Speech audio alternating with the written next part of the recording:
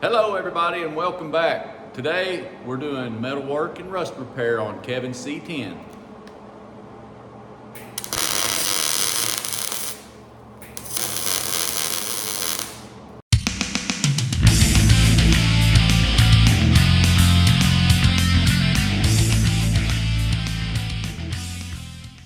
Hello everybody and I want to welcome you back. As I was saying in the video introduction, today we're going to be doing some metalwork on Kevin's bed. And before I get started, hey, once again, I want to thank everybody for subscribing to my channel. It's greatly appreciated and I can't thank you enough. So with that being said, I know that I've talked a little bit in previous videos of some of the work that we're going to do to this bed, but I think what I want to do is I want to go around and kind of show everybody exactly what's going on. The bed's in very good shape, but there are some things that we are going to modify. So let's take a little trip around this bed and I'll show you what we got to do today. All right, we might as well start right here in the front of the bed. This is on the passenger side, of course. And once again, we're talking about the second tank option. To me, this is a little bit, it's kind of a controversial decision for me because I know how some of these trucks back in the day, whenever I had my C-10s, this is definitely a sought after option. And then in this truck, we've made the decision to only run one fuel tank. And the reason behind that logic is this is gonna be a truck that's not necessarily gonna be driven daily. So to have two fuel tanks, if you don't keep both tanks full, the tank that you're not using very often, it's dead. It's gonna wanna draw moisture, and of course with moisture, especially here in Oklahoma, it's going to rust the inside of the tank, and that's going to cause issues down the road. So we have made the decision to get rid of this option. On this, what I'll end up doing is I'll come up around this and I'll just cut me a piece out. I'll bend a little bit of a roll in the new piece of metal, and then of course weld it in.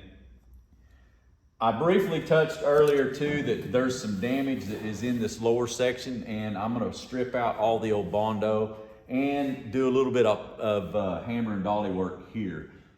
All right, so the second spot, this is basically the majority of the rust that's in this truck, this small patch that's gonna be needed right here. As you can see, I've already kind of taken a cut-off wheel and I've sliced this open just to see how bad this is.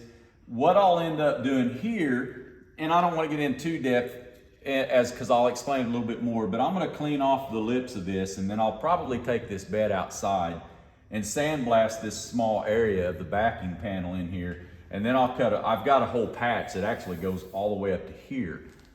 The next piece is on these trucks, they had some trim that went around here. We're going to get rid of these two trim holes. Much like these two holes, the same is on the other side. So one of the other things that we need to do on this truck, and hopefully I can get this in the camera okay, is we've decided to get rid of these stake pocket holes. And if you can kind of hear in the background, I'm messing with these like fidget spinners, but I've already cut me some pieces of metal that's gonna cap these. And the other thing that we gotta do is, we had said before, somebody's drilled holes in the top of the bed. There's a couple back here. And of course, in the front, typically people will drill holes and mount toolboxes and such. But for the most part, the bed on the passenger side is really good. I did find that whenever I did some stripping here, there's a little bit of rework that I want to do around this, but that's pretty minimal. Back with the old dent pullers, I'll probably knock the Bondo out of here, do a little bit of hammer and dolly work if I can, and probably fill all these holes in. So anyway, let's get started. I'll set up, and probably what I'll end up doing is we'll probably start doing the caps and get rid of the stake pockets and weld in the holes that are in the top of the bed. That'll probably be the first thing we do, so stay tuned. Okay, as I was telling you earlier, I've already cut these rectangle pieces that will go in these stake pockets. So got those cut. What I'll end up doing now is I'll try to just locate these using these magnets, and then I'll get this as smooth as I can. Then I'll start tacking these things in. So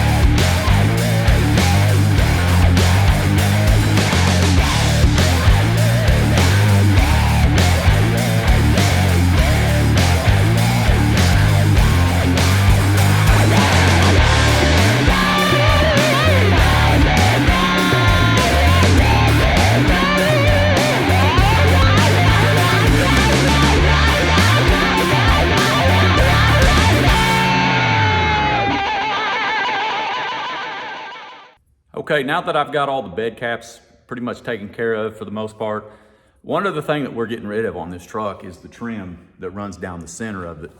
And on the beds, these two pieces in the back, they actually bolt on through these two holes right here. So I have to fill these two holes up. And one of the things that I typically do, and I'm not the only one, I'm sure, but I'll use a piece of aluminum and I'll stick this aluminum on the back side of that hole and use it as a backing. You can, for the most part, you can use any non-ferrous metal, whether it's aluminum, brass, copper, they will all work. But this is what I tend to do to fill these up. Now I could sit here and I can spot this in without that backing, but with that backing, it makes it so much easier. For the most part, I just stick that in the back side of it, try to hold it up as good and tight as I can. And then I'm just gonna sit here and just tack around the edges.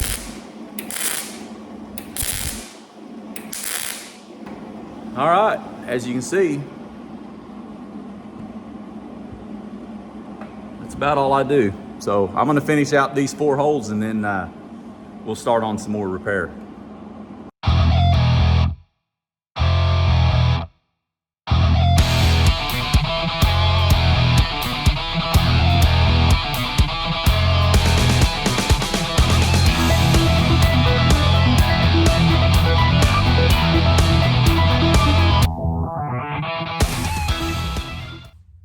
Okay, now that I've got those holes welded up and ground down, the last 2 things that I need to do on this bed, we've talked about this before, is I'm gonna get rid of this, this is the dual tank option that's on this bed, which this fill neck is on the passenger side of the truck, so we've opted on this truck that we're gonna get rid of this one. So the next thing I'm gonna do is I'm gonna cut me a section of metal out of here, and then after that, I've gotta fix this rust spot behind me.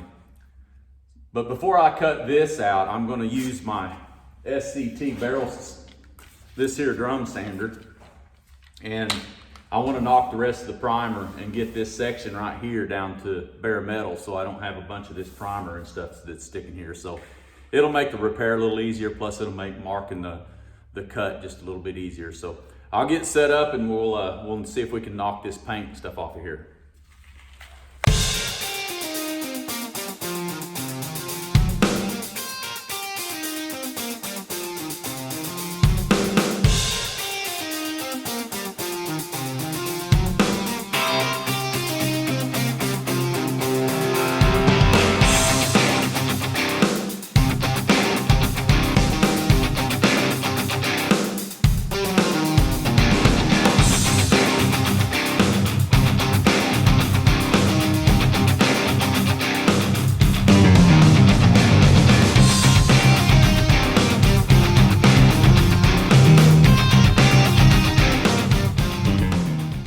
Okay, now that I've got all the primer and years of paint kind of cut away, I went ahead and put me some chem dye on the panel area. Also cut a piece of 18 gauge cold rolled steel. And the difference between cold rolled and hot rolled, if you don't know, this is bare metal. Your hot rolled will end up with what's called mill scale on it, and it's just more stuff that has to come off during the process. So I typically try to buy cold rolled steel for my repairs. Anyhow, I got this piece cut. This is gonna be a 9x9 piece. I also, if you notice, I put a roll in it. I had to put a little bit of an arch in it to mimic the body panel here. So what I'll end up doing is I'll sit this up here. I wanna mark this down and then get it somewhat straight. And then I'm gonna scribe around the area and then I'll cut this out. Now, this will be a lot slower process as far as the weld process than what I did the stake pockets and the bed caps, because this will be very, very time consuming. I'll spot weld, tack, and basically I'll hammer and dolly as I'm doing this to try to keep this panel from warping. So try to keep the body filler down to a minimum. So anyway, I'm gonna get this thing set up. I thought about putting a couple of holes in it here in 4 corners and put some Clecos in it to make this, but I think for the most part, for what I'm getting ready to do, I'm pretty sure I can just hold this panel nice and solid to make my marks, and then I'm gonna cut it out.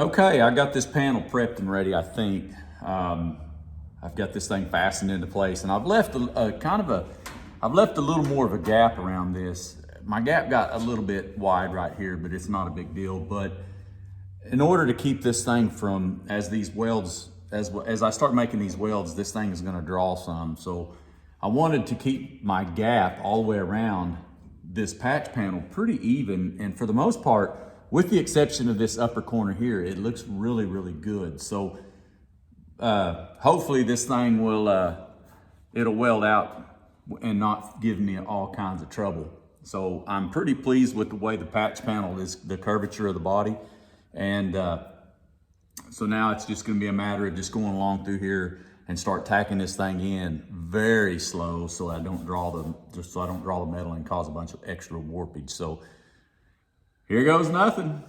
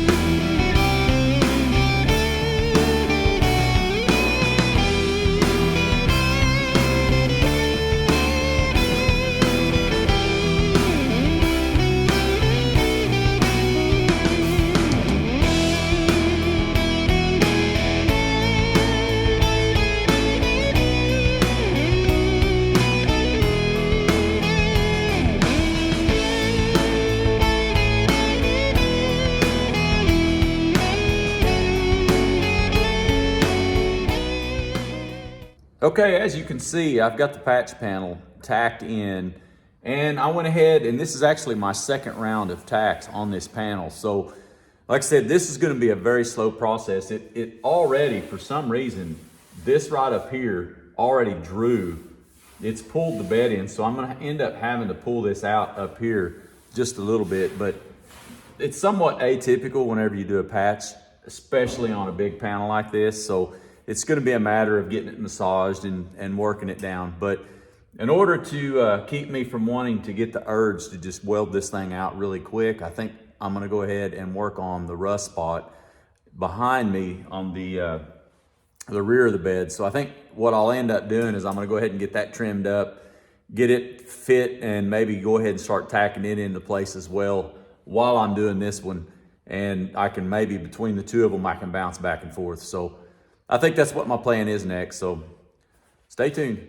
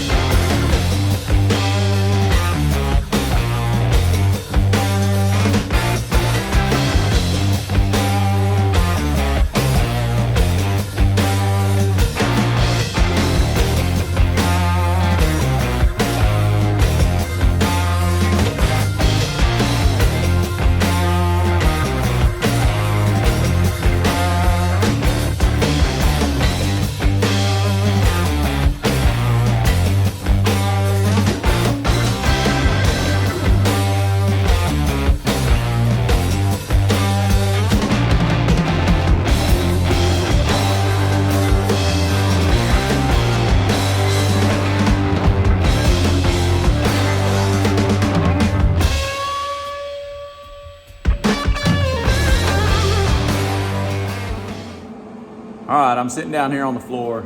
I've got this piece cut out. I've got the patch fit, and I've got my weld through primer on. So while I'm sitting here waiting for the paint to dry, might as well have a cup of coffee. As soon as it's dried, I'll tack this in and we'll finish out the bedside.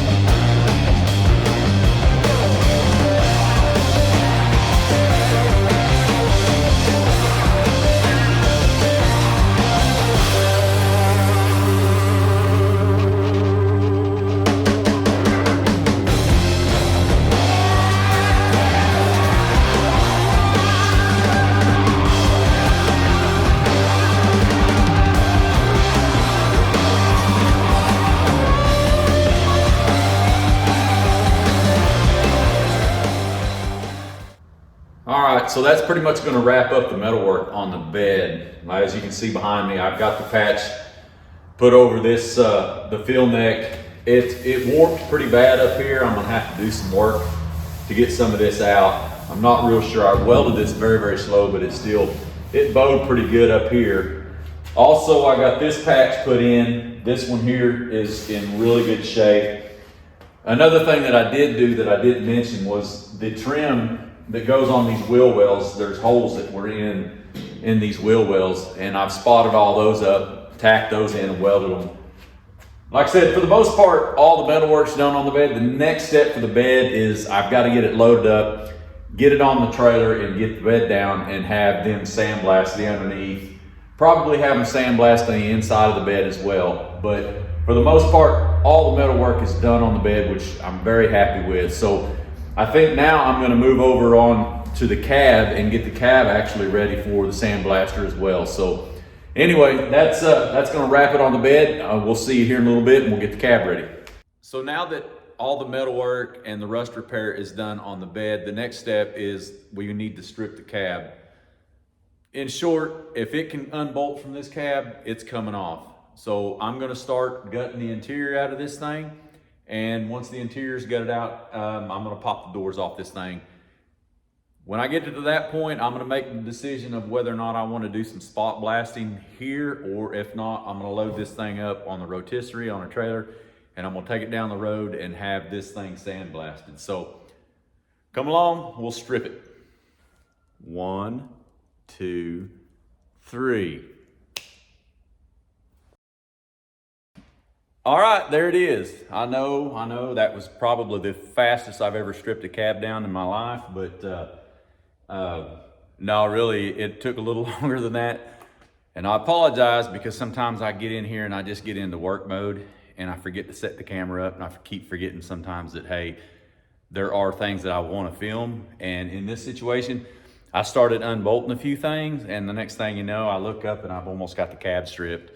So apologize for that. However, I do have security cameras in this area of the shop. I'll look and see if I can find some footage of that, and I may put some in this video, some time lapse or something. It's kind of like the frame whenever I tore the frame down. As you can see, the frame is no longer here, and basically got into the same mode there, stripped the frame down and loaded it on my trailer and took it down the road. But next time I'll try to remember to make sure I film this stuff and take you guys along for the journey. So, all right, with all that being said, now let's go over the work that has to be done on this cab and what I found after I got all the floor insulation and the seats and everything out. So I'd said earlier that this thing had one rocker arm. Excuse me, I don't know why I keep calling them rocker arms. These rocker panels aren't the best in the world. And this one here in particular, both sides of the cab corners and where the cab corner meets the rocker panel, they're rusted pretty good here. The cab corner will have to be replaced on this side. The main section of the rocker panels are in pretty good shape, with the exception of this one. It does have a pretty good amount of rust right here. And on the inside, on this kick panel, there is one small hole that's gonna have to be fixed. And like I said, after I got the insulation out of the floorboards, there's some pretty heavy pitting in this small area here. I think a lot of this will sandblast out, but yet we'll see what happens after it comes back. So, because I think the next thing I'll do is I'm gonna load this up and I'm gonna take it down and have it blasted before I do any more metal work. As we move along to the front and we look at the firewall, I have 2 or 3 areas to rework. I've got 2 or 3 areas to rework on the firewall. And one is, I've got these 3 holes here. One hole was for the speedometer pass through, and since this thing's gonna have an electronic transmission, this isn't needed. I think this hole was for the cruise control, which is no longer needed because it had a vacuum switch on the brake. And I'm not exactly sure what accessory came out of this hole, but these 3 holes, I'll end up patching these and welding these holes up. When we move over to more the center, and it's going to be hard to see with this rotisserie arm in the way, but there's another hole that's here, and that hole was for the dual tank option on this truck, and it will definitely go away since we decided, we've already discussed that we won't be using that option. Another thing on this body line right here, I will end up welding this solid, and then I'll blend this.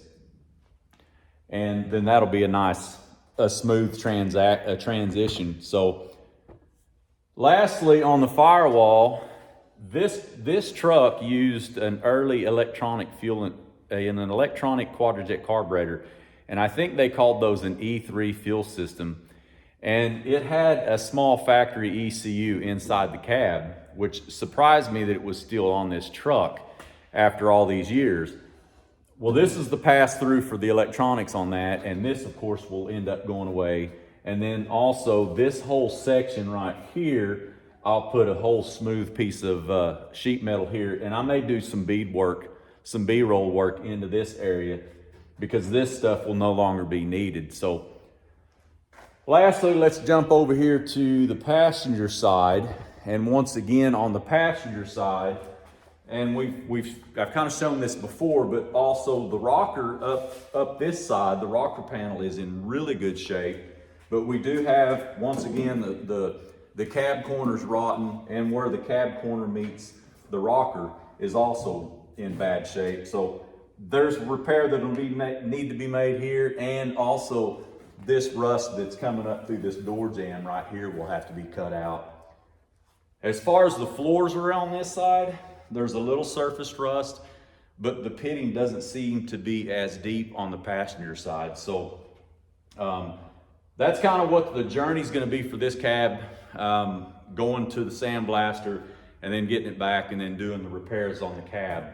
Once I get the metal work done on the cab, then I'll end up taking it to the body shop, and I promise I will take you guys along for those journeys as well. So I'm gonna get the trailer and see if we can get this thing over by the 2-post lift, and we'll get it lifted up and get it on the trailer, and I'll take you down to the sandblaster with me.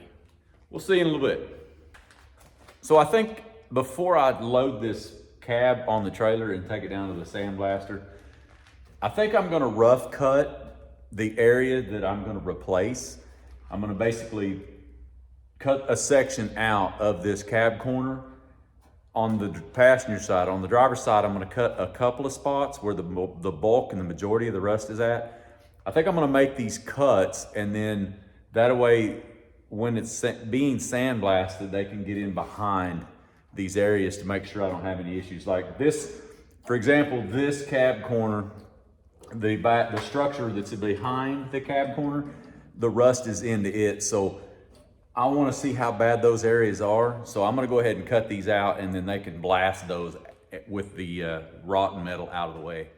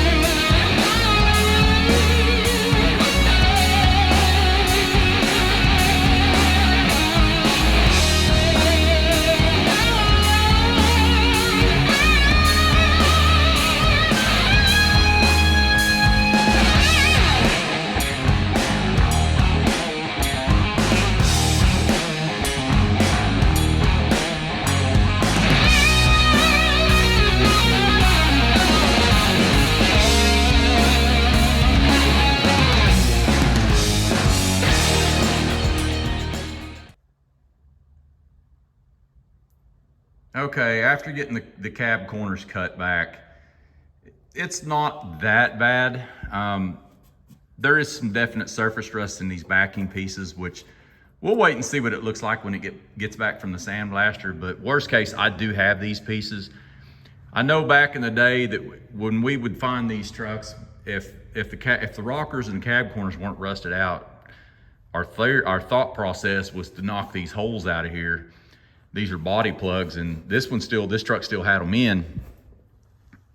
And I guess our thought process was, hey, if you knock them out, then the water can escape easier. Well, you know, in reality, you drive that truck with that plug out of here, that's a place where the water is going to enter. So your seam sealer starts to get dragged and cracked, and then that's going to compound it. If we were thinking back then, we would have sealed these up better, I imagine, so to keep that moisture out of there. But anyway, the rocker arms on this driver's side, I cut this section out here too, and you can see there's the pitting that's in the floor, and there's a little bit more of a repair that needs to be done on this side. And since this stuff back in here is rusted, my brain tells me to go ahead and cut this section out so I can do that repair behind there. But once again, I think we'll wait and see what what it looks like once it gets back from the blaster. We go over here, kind of much of the same. I'm gonna raise this side up instead of sitting down on my knees, but it's kind of the same story over here. It's this side is actually it's rusted through just slightly, and there's the body plug. This one was still intact. So anyway, let's get it back from the sandblaster, and we'll see what how bad it is, and we'll make a decision there. So.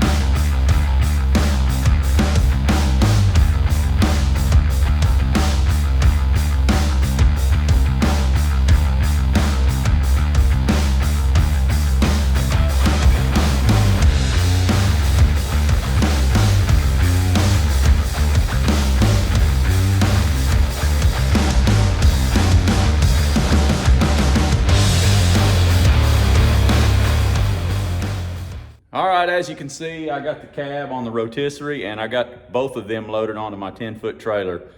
One thing that I did a little extra to kind of give it a little more stability going down the road, which I only have to go about 3 miles down the road, but I put those jack stands underneath it and then strap this thing down. So when you go shake on the cab now, it seems to be pretty solid with the trailer, so I don't have anything.